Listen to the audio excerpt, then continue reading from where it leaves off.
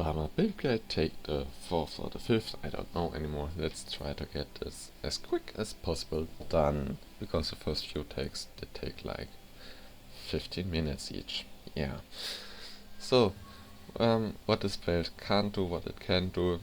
BaMa can't do ultimatum, or at least not this version can't do ultimatum. It can't do ritual.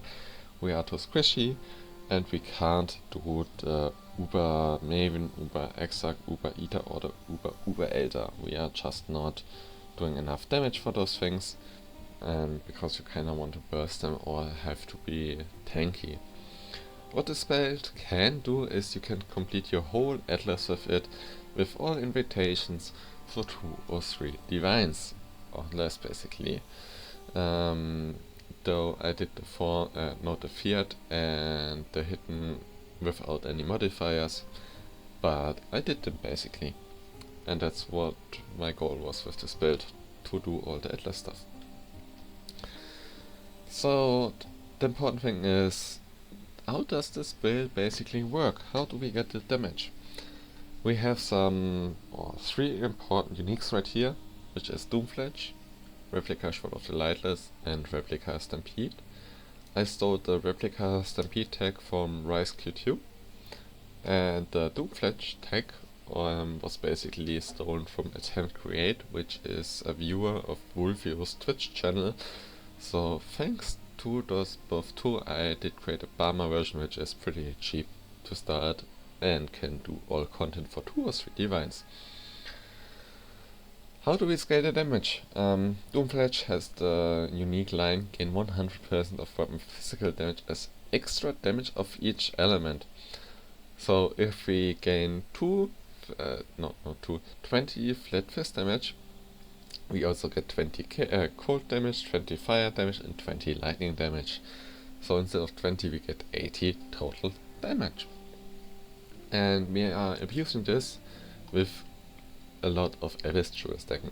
This is why we are using Replica Sword of Lightless, because it has 6 Abyssal sockets, and each Abyss Jewel here has the minion steal additional physical damage node. Basically every jewel. And if you want to spend a little bit more Chaos Orbs, you can also get jewels like this, minion steal, increased damage if you've used a minion skill recently.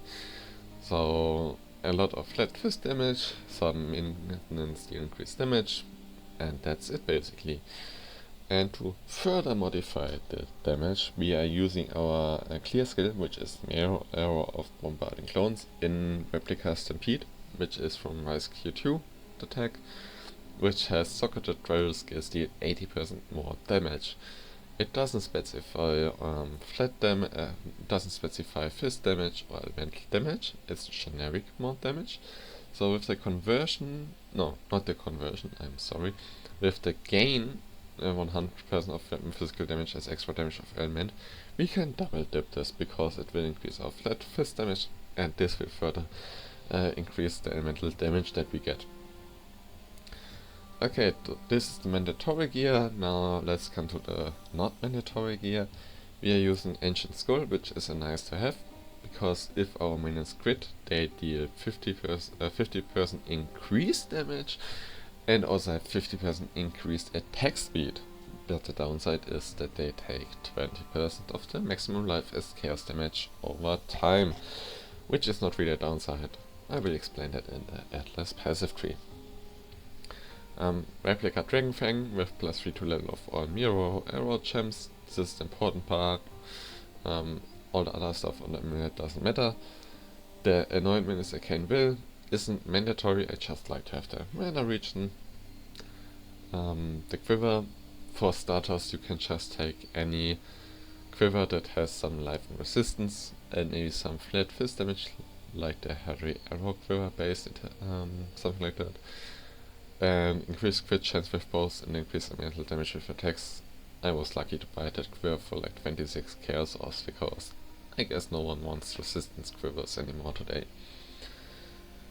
Profile Proxy, our skitter bots apply the elemental weakness curse instead of the chilling aura, and yeah, basically that explains everything. Minus 32 to all elemental resistances, pretty nice to have, since we are doing all 3 elemental types. For the ring, you would just want to start with anything that gives you some resistance and life. Maybe if there's no prefix, you can craft non-channeling skills have minus 7 to total mana cost, which is pretty nice to have. And if you want to have a huge upgrade, you can also buy a ring like this one. Minions have increased attack and cast speed, but like a generic resistance ring also does the thing. Then we are using Command of the Pit, just for the 2 added jewel sockets. We gain some accuracy rating from the Command of the Pit, and yeah, basically just for the jewel sockets. For the belt, just use any resistance belt. If you have the option, also add some life. If you really want to spend a lot more currency, you can just get a stick and Vice for another Abyss jewel socket, and yeah. And Replica Stampede, I already explained that one. For the gemlings, the important thing is we have Mirror Arrow of Bombarding Clones, our clear skill socket in Replica Stampede. It is linked to fresh meat, awaken minion damage, and elemental damage with attacks. The fresh meat support is important because this gives our minions awakened fury and adrenaline for 10% of their duration. So our minions last like 46 seconds around, so they have 4.6 seconds adrenaline and awakened fury, which is pretty important because it buffs our crit chance, attack speed damage and crit multiplier. In our bow, which is a falling, we are using Blink Arrow of Prismatic Clones. It's important that we are using either Blink Arrow, the normal one, or the Prismatic Clones versions, because when we are using the Bombarding Mirror Arrow, we can only have 3 clones that are using the Rain of Arrows versions, but we can bypass kinda that limit if you're using one that is like Prismatic Clones or the normal version. Though the normal version only lasts like 6 seconds, so I would recommend to use the Blink Arrow of Prismatic Clones rather, because that one has like the same 46 seconds duration. As you can see right here, they are just staying in the background forever. The Blink Arrow is linked to Elemental Army for just some random exposures, GMP and Feeding Frenzy. We also are using Precision and Grace as our auras. In our helmet we are using Agnispran, Skitterbots, Desecrate and Flesh Offering for the tougher bosses. In our claws we have Summon Storm Golem or Safeguarding, which takes 10% of melee damage for us, which is pretty good, especially since we are Guardian and we can just use the Summon Radiant thing to take another 10% from us, or 20, I don't know anymore, 20%. So this is like 30% damage reduction for us for melee damage. Flame Dash, you have guessed it, basically, and that's the whole thing. For the passive tree, it's a generic minion tree, or mostly generic minion tree. Let's start with the Ascendancy. We are taking First Rate in Crusade, then we are taking Unwavering Crusade, which gives us the triple elemental relic for more damage, and then we can take Time of Need for some heal stuff, which is pretty nice during mapping especially. It has saved me a lot of time and a lot of deaths. And we are taking Bastion of Hope for some block chance. So if you want to start this tree, wait, I will come back to the leveling part later on basically. I have a Improved Restraint, just so we can get the increased minion damage. Alright, that's why I have accredited this one. Some minions the increased damage. And here again, you can either take for this position or for this up here. I just did take for this one. Just make sure that Brutal Restraint is in the Akara of Balbala, so we can get the Crater Keystone. We don't need a Quicksilver Flask, because Replica Stampede makes us that we always have 150% of our base movement speed. It can't go higher, it can't go lower, so why using Quicksilver? So we're just using 3 flasks. So Another important thing is that we take a medium ghastly tool that has blessed rebirth at least, when Nero is optional. Blessed rebirth makes that our minions cannot be damaged for 4 seconds, which allow us to bypass the enchant's cooldown that did our minions take 20% of their life as chaos damage per second if they have critted recently. Nero is just like some 5% damage increase because it gives them a chance to deal double damage while they are out for life. And that which was taken, this is an optional tool. I just wanted some reduced ignite duration and a bleed removal, and the minions gain added phys damage is also optional. Though I'm using some charms, which are like some, while we have at least 5 nearby allies, we have on slot, also our allies have on slot, and we are always at 5 nearby allies.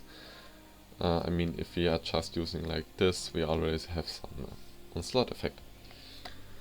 Some elemental resistance, and also here the minions gain added phys damage.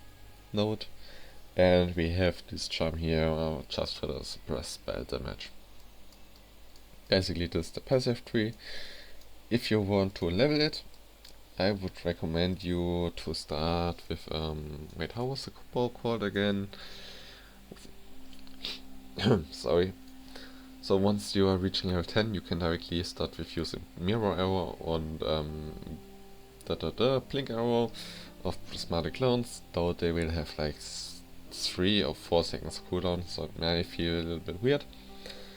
But if you start it, you can just start with Stormcloud for beginners, and at 28 you can switch to Doomfletch, and you just need any flat fist damage bow quiver that you have. And the more flat fist damage you gain from other items, the more damage you're doing.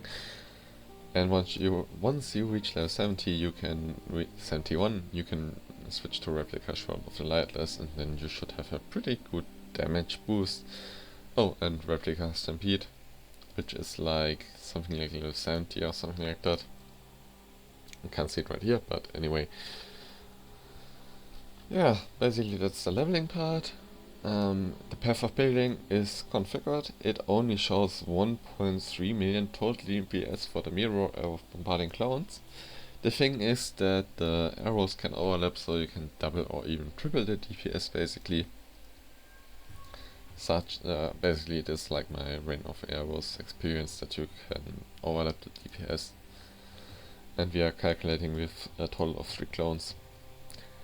And the costs are noted in the note section basically, and the total cost of the version that I'm running is now 721 Chaos Ops, which is like what, 3.5 Divine around at the moment. But I also did Shaper with like 1.5 Divine budget, and main was like 2 to 2.5 Divines around. So yeah. The expensive part is just like the replica, wait, what was it called again? Replica Eternity, no, not Eternity Shroud, Shroud of the Lightless. Gosh, I'm writing some bullshit right here. A few weeks ago it was like 50C, now it's like 80C, which is still doable. And the expensive part are the Abyss Jewels. You can start this with any ghastly eye jewel that has some flat fist damage, and you can also just check for other mods, like I have right here, where minions have a chance to blind on hit, and the minions deal increased damage if you've used the minions recently, so something like this is pretty good. Oh, and last but not least, a quick tip for me: try to avoid an Abyss jewel like this one. Minions have a chance to taunt with on hit with attacks. The taunt is pretty annoying for fights with Katarina or Ilsaro, just saying. Basically that's it. That's the Doomfletch BaMa version. A little bit under 15 minutes this time. Hope it helps. If you have any questions, just drop a comment and I will see to reply within 1 or 2 days basically. And yeah, have fun. I do enjoy this build a lot. I can do most content with it, and I'm doing all my challenges with it now. I now have 29 challenges. I think I started this character around 10 challenges. Though for Unreal Ultimatum I need another character. This one just dies too quickly, sadly. But yeah, hope you enjoyed the video, or not. I don't mind if you are leaving a thumbs down, or if it was too long. I don't know how I can make it shorter. So, have fun, and bye.